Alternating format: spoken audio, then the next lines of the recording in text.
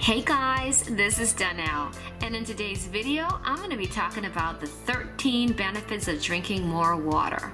As a whole, we are made up of 70% water.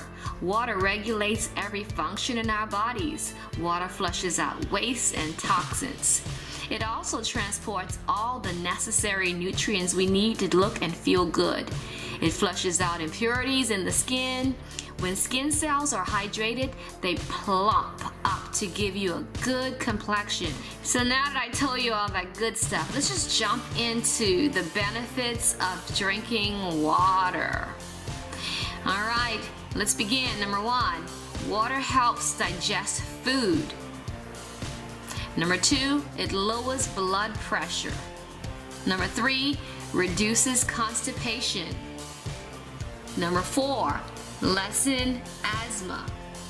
5, eases depression. Number 6, metabolizes fat. Number 7, supports healthy hair and nails. Number 8, carries more blood and oxygen to your face. Number 9, eases irritability. Number 10, regulates body temperature so you don't get too cold or too hot.